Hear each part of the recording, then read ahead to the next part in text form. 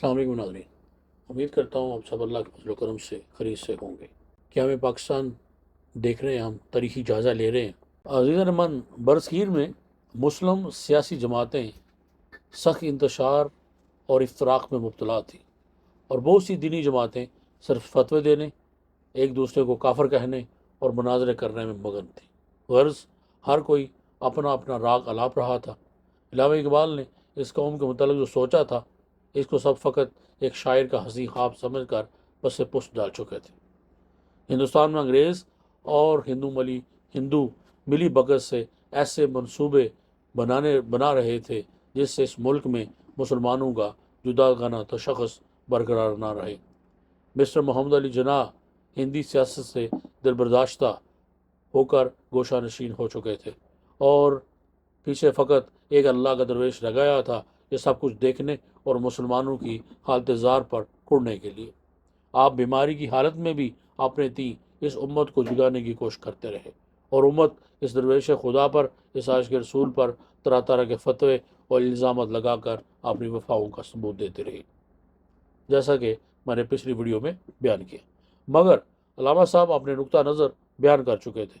ہم جو کہتے ہیں کہ اسلام میں قومیت کا مدار دین کا اشتراک ہے، نہ کہ وطن کا، اور یہ کہ اسلام ایک زندہ حقیقت صرف اسی صورت میں بن سکتا ہے جب اس کی اپنی آزاد مملکت ہو، تو کوئی شخص اس زوم میں باطل میں گرفتار نہ رہے کہ ہم ان نظریات کو میز حصول اقتدار کے لیے بطور حربہ استعمال کر رہے ہیں۔ یہ ہمارے دین کی ابدی اور غیر متغیر حقیقتیں ہیں، جنہیں بدقسمتی سے مسلمانوں نے فراموش کر دیا ہے۔ میں انہی کی یاد دہانی کروا رہا ہوں، اور پھر فرمایا، اگر بعض مسلمان اس فریب میں مبتلا ہیں کہ دین اور وطن بحیثیت ایک سیاسی تصور کے یکجا رہ سکتے ہیں، تو میں بر وقت مسلمانوں کو انتباہ کرتا ہوں کہ اس راہ کا آخری مرحلہ اول تو لا دینی ہوگا، اور اگر لا دینی نہیں تو اسلام کو میز ایک اخلاقی نظریہ سمجھ کر اس کے اجتماعی نظام سے لاپرواہی۔ یہ تھا ایک چشم بینا رکھنے والے ایک دیدہ ور کا خواب۔ اب دیکھیے ذرا علامہ صاحب کے کردار کی بلندی اور عظمت۔ آپ جانتے تھے کہ ایک مفکر صحیح نظریات پیش کر سکتا ہے، ایک آرکیٹیکٹ نقشہ بنا سکتا ہے، مگر ان نظریات کو عملی جامہ پہنانے، اس نقشے پر شاندار عمارت تعمیر کرنے کے لیے سیاسی مدبر یا ایک پائے کے انجینئر کی ضرورت ہے۔ اسی بنا پر آپ کو ایک سیاسی مدبر کی تلاش تھی، جو آپ کے خوابوں کو، آپ کے نظریات کو عملی جامہ پہنا سکے، جو ہر لحاظ سے اس عظیم مقصد کا اہل بھی ہو اور جس پر مکمل اعتماد بھی کیا جا سکے۔ اگر کوئی سمجھے تو یہ بھی علامہ صاحب کے کردار کی بلندی اور عظمت کا ثبوت ہے، ورنہ دیکھا یہی گیا ہے کہ وہ لوگ جو کسی کام کے اہل نہیں ہوتے، وہ میز بڑا بننے کے لیے اس سے چمٹے رہتے ہیں۔ علامہ صاحب کو عالمگیر شہرت حاصل تھی، اور ملت اسلامیہ کے دل میں بالخصوص آپ کے لیے جو جذبہ، جو احترام تھا، اب اگر ایسی پوزیشن حاصل کرتے تو کسی کو اعتراض بھی نہ ہوتا۔ لیکن آپ سچے جذبوں کے مالک انسان تھے، اس لیے آپ نے ایسا نہیں کیا۔ آپ ایک ایسی شخصیت کی تلاش میں رہے جو اس کی اہل ہو۔ آخر آپ کی نگاہ انتخاب جا ٹکی تو کس شخصیت پر؟ اس شخصیت پر جن کا متعلق اس وقت کسی کے وہم و گمان میں بھی نہ تھا کہ وہ ایمان کی بنیادوں پر جداگانہ قومیت اور اسلام کے احیاء کے لیے مسلمانوں کی جداگانہ مملکت کے نظریے کو اپنا سکیں گے، اور نہ صرف اپنا سکیں گے بلکہ اسے کامیابی کی آخری منزل تک لے جائیں گے۔ یہاں پر کچھ دیر کو سوچئے کہ آخر علامہ صاحب کی نظر مسٹر محمد علی جناح پر ہی کیوں ٹھہری، جبکہ ہندوستان میں اس وقت بڑے بڑے نام موجود تھے، مثلا سر سکندر حیات، مولوی AK فضل الحق خان، عبدالغفار خان، مولانا ظفر علی خان، چودھری افضل الحق، مولانا حسن مہانی، مولانا شوکت علی، مولانا عبدالکلام آزاد اور مولانا حسن مدنی جیسے لوگ بھی میدان سیاست میں سرگرم عمل تھے۔ مگر علامہ کی نظر مسٹر محمد علی جناح پر ہی کیوں ٹھہری؟ آپ انہی کی زبانی سنیے۔ کہتے ہیں، مسلمانوں کی قیادت کا اہل اگر کوئی شخص ہو سکتا ہے تو وہ صرف جناح ہے، اس لیے کہ وہ دیانتدار ہیں، انہیں خریدا نہیں جا سکتا، وہ مخلص ہیں، ان سے اختلاف رائے کیا جا سکتا ہے، ان کا لائے عمل سے اختلاف ہو سکتا ہے، لیکن ان کی نیت پر شک نہیں کیا جا سکتا۔ میں نے خود سائمن کمیشن کے ضمن میں ان سے اختلاف کیا، مجھے لکھنؤ پیکٹ کے بارے میں بھی ان سے اختلاف ہے، اس کے باوجود ان پر بھروسہ کیا جا سکتا ہے کہ وہ قوم کے بارے میں جو کچھ سوچیں گے بے غرض سوچیں گے۔ وہ کسی لالچ، حرص یا ہوس کے باعث قومی مفاد کو نقصان نہیں پہنچائیں گے۔ انہیں اسلام کے دین حق پر ہونے کا پکا یقین ہے، نیز یہ کہ وہ بے خوف ہیں۔ سب سے بڑھ کر یہ امر قابل لحاظ ہے کہ انہوں نے مغربی جمہوریت کی انگریزی صورت کا انگلستان میں رہ کر گہرا مطالعہ کیا ہے، اور براعظم میں جس قدر طویل براہ راست تجربہ اس جمہوری عمل کا انہیں حاصل ہے، اتنا کسی اور کو بھی نہیں۔ حضرت من سب جانتے ہیں کہ مسٹر محمد علی جناح قائد اعظم بننے سے پہلے بہت بڑے نیشنلسٹ تھے، برسوں ہندو مسلم اتحاد کے علمدار رہے۔ اس سلسلے میں انہیں ہندو مسلم اتحاد کے سفیر کا لقب دیا گیا، لیکن جب وہ اپنی کوششوں میں ناکام ہوئے تو بجائے اپنے نظریہ بدلنے کے وہ وطن چھوڑ کر 7 سمندر پار انگلستان چلے گئے اور مستقل وہیں رہنے کا فیصلہ کر لیا۔ جناح صاحب کی زندگی علامہ صاحب کے نظریات کے یکسر خلاف تھی، لیکن جب علامہ اقبال نے ان کا انتخاب کیا تو اس یقین کے ساتھ کیا کہ ایک خط میں لکھتے ہیں، میں جانتا ہوں آپ مصروف ہیں، لیکن مجھے معلوم ہے کہ میرا آپ کو بار بار لکھنا گراں نہیں گزرتا ہوگا۔ میرے اصرار کی وجہ یہ ہے کہ میری نگاہ میں ہندوستان بھر میں صرف آپ ہی وہ واحد مسلمان ہیں جس کے ساتھ ملت کو اپنی امیدیں وابستہ کرنے کا حق ہے کہ آپ اس طوفان میں جو یہاں آنے والا ہے ان کی کشتی کو صحیح سالم ساحل تک لے جائیں گے۔ جناح صاحب کے جو نظریات تھے اور جن کے مطابق آپ نے زندگی بسر کی تھی، آپ نے زندگی کسی کانگریسی لیڈر کی اندھی تقلید کی بنا پر بسر نہیں کی تھی، بلکہ وہ ان کی اپنی سوچ و بچار کا نتیجہ تھا۔ اس نظریات کو ترک کر کے ان نظریات کو اختیار کرنا جن کی بنا پر انہوں نے بعد میں تحریک پاکستان کی لڑائی لڑی، کوئی معمولی بات نہیں تھی۔ جو لوگ آپ کے بارے میں جانتے ہیں وہ حیران تھے کہ مسٹر جناح جو اپنی بات سے پڑھتے نہیں تھے، وہ مسٹر جناح جنہوں نے اپنی نظریات کو بدلنے کی بجائے ہندوستان کو چھوڑنا بہتر خیال کیا، ان کو ایسے نظریات چھوڑنے پر ہی نہیں، ان کو نظریات تبدیل کرنے پر مادہ کرنا کسی چھوٹے اور معمولی انسان کے بس کی بات نہیں تھی۔ ایسا غیر معمولی انقلاب کوئی ایسی شخصیت ہی پیدا کر سکتی ہے جو علمی اور فکری سطح پر ان سے زیادہ ہو، اور جس کے خلوص اور دیانت پر ان کو کامل اعتماد ہو۔ اب ذرا اس دور کی فضا پر نظر ڈالیے، کون تھا علامہ صاحب کے علاوہ جو اس معیار پر پورا اترتا ہو؟ یہ علامہ اقبال ہی تھے جو جناح صاحب کے قلب و نظر میں اس طرح کی تبدیلی پیدا کرنے میں کامیاب ہوئے۔ ایک انگریز مصنف اپنی کتاب میں لکھتا ہے کہ مسٹر جناح نے سر محمد اقبال سے بہت سی ملاقاتیں کی، وہ بہت بڑے اچھے دوست تھے۔ مسٹر جناح اگرچہ اپنے سابقہ سیاسی مسلک کے متعلق اب کسی غلط فہمی میں نہیں تھے، لیکن پھر بھی وہ اقبال کے نظریات سے اتنی جلدی متفق نہیں ہوئے۔ اس میں کافی عرصہ لگ گیا کہ مسٹر جناح نے یہ اعتراف کیا کہ ہندوستان کی سیاست کے گہرے مطالعے کے بعد اس نتیجے پر پہنچ گئے کہ اقبال کا نقطہ نظر ٹھیک ہے۔ اس تبدیلی فکر نظر کے بعد جب مسٹر جناح 1934 میں واپس ہندوستان آئے تو ہیکٹر بولٹن نے اس کیفیت کو یوں بیان کیا ہے کہ مسٹر جناح اپنے بمبئی کے مقام پر مختلف بالکل تنہا تھے، ان کے پاس ذاتی سٹاف نہیں تھا، حتیٰ کہ کوئی سیکرٹری بھی نہیں تھا جو ان خطوط کو سنبھال کر رکھ سکتا۔ اس بے قاعدگی کے باوجود ان کے دراز میں خطوط کا ایسا بنڈل تھا جن میں وہ تسکین خاطر حاصل کیا کرتے تھے۔ یہ وہ خطوط تھے جو اقبال نے ان کو 1932 میں کی گئی ملاقات کے بعد لکھے تھے۔ علامہ اقبال کے خطوط کا وہ بنڈل کس قدر قیمتی تھا، مگر ان خطوط کا کوئی پتہ نہیں چلا، اور نہ ہی ان خطوط کا جو جناح صاحب نے جواب میں لکھے تھے۔ یہ سب علامہ اقبال کی ملاقاتوں اور ان گم شدہ خطوط کا نتیجہ تھا کہ جناح صاحب میں اتنی بڑی تبدیلی آئی۔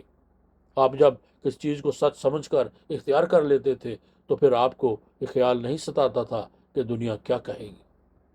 جناح صاحب 1934 میں ہندوستان واپس آئے اور آپ کو تاحیات مسلم لیگ کا صدر بنا دیا گیا۔ مسلم لیگ کے مردہ بدن میں جان پڑ گئی اور برصغیر کے مسلمانوں کے دن پھرنے کا آغاز ہو گیا۔ آپ کا ہندوستان میں یہ دوسرا سیاسی دور تھا۔ پہلا سیاسی دور ہر ایک کی نظر میں تھا۔ اپنے تو ایک طرف کسی دشمن کو بھی کبھی یہ کہنے کی جرت نہ ہوئی کہ آپ نے کسی معاملے میں جھوٹ بولا ہو یا فریب سے کام لیا ہو، وعدہ خلافی کی ہو یا کوئی بات کر کے مکر گئی ہو۔ صاف سیدھی اور دو ٹوک بات کرنا اور پھر اس پر چٹان کی طرح قائم رہنا، یہ تھا آپ کا وصف۔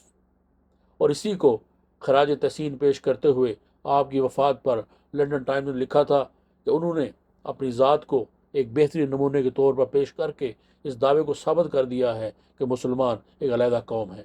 ان میں وہ ذہنی لچک نہیں تھی جو انگریز کے نزدیک ہندوستانیوں کا ایک خاصہ ہے۔ ان کے تمام خیالات ہیرے کی طرح قیمتی مگر سخت تر واضح ہوتے تھے۔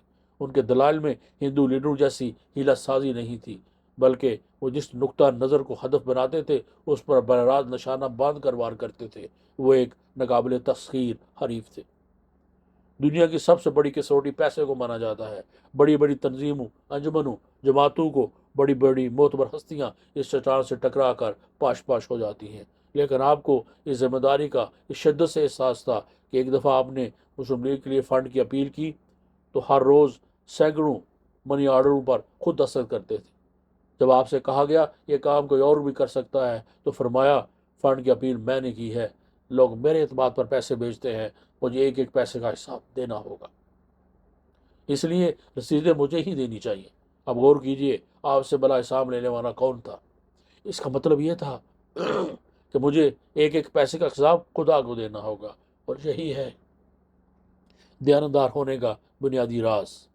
جب یہ احساس ہو جائے کہ اللہ تعالیٰ کو پائی پائی کا حساب دینا پڑے گا تو بندہ دیانتدار ہو جاتا ہے۔ حضرت عمر رضی اللہ تعالیٰ عنہ نے خلافت کا مطلب یہ بتایا تھا کہ اللہ پوچھے گا کہاں سے لیا تھا اور کسے دیا تھا۔ ایک دفعہ ایک سوال کریکٹر کسے کہتے ہیں، اس کا جواب دیتے ہوئے فرمایا عزت نفس، دیانت، امانت، یقین محکم اور قومی مفاد کی خاطر اپنے آپ کو محو کر دینے کے لیے ہر وقت آمادگی۔ ان امتیازات کی شدت احساس کو کریکٹر کہتے ہیں۔ یہی تھا آپ کا اپنا کردار، جس کا اعتراف کرتے ہوئے ایک انگریز مصنف لکھتا ہے کہ مسٹر جناح کے بڑے بڑے سیاسی حریف نے بھی کبھی ان کے خلاف بددیانتی یا مفاد پرستی کا الزام عائد نہیں کیا تھا۔ انہیں کوئی شخص کسی قیمت پر خرید نہیں سکتا تھا، نہ ہی وہ مرغے باد نما تھا جو شرط عطا کرنے والی ہواؤں کے ساتھ اپنا رخ کردار بدل لیتے ہیں یا وقتی مفاد کی خاطر اپنے سیاسی اصولوں میں تبدیلی کر لیتے ہیں۔ وہ اصولوں کی پابندی میں چٹان کی طرح سخت اور بلند ترین عزت نفس اور حمیت کے پیکر تھے۔ اسی لیے تو علامہ اقبال جیسے دیدہ ورنم نے پہچان لیا تھا، اور آپ پر جو اعتماد ظاہر کیا اس کو انہوں نے بعد میں پورا کر دکھایا۔ علامہ صاحب نے ایک خط جس میں ان کے دوست نے ان کی صحت کے لیے دعا کی تھی، اس کے جواب میں فرمایا تھا میرا وقت پورا ہو چکا، میرا پیغام ملت تک مکمل صورت میں پہنچ چکا ہے، میرے لیے صحت کی دعا مانگنی بجائے آپ مسٹر محمد علی جناح اور کمال عطا ترک کے لیے دراز عمر کی دعا کیجیے کہ انہیں اپنا مشن پورا کرنا ہے۔ جناح صاحب کو جھوٹی شہرت حاصل کرنے سے جس قدر نفرت تھی، اس کا اندازہ اس چھوٹے سے واقعے سے لگایا جا سکتا ہے۔ آپ پہلی دفعہ قائد اعظم کے عصیر سے شملہ تشریف لے گئے۔ دوران سفر ایک راستہ ایسا آیا جہاں عوام کی آبادی تھی اور لوگ آپ کے انتظار میں چشم برآں تھے۔ قائد اعظم انگریزی لباس میں ملبوس تھے جو آپ کا معمول تھا، اور ایک سفید رنگ کا بڑا سا ٹوپ آپ کے زانوں پر دھرا تھا۔ اس زمانے میں انگریز دشمنی کی بنا پر انگریزی ٹوپی کو بڑی نفرت کی نگاہ سے دیکھا جاتا تھا۔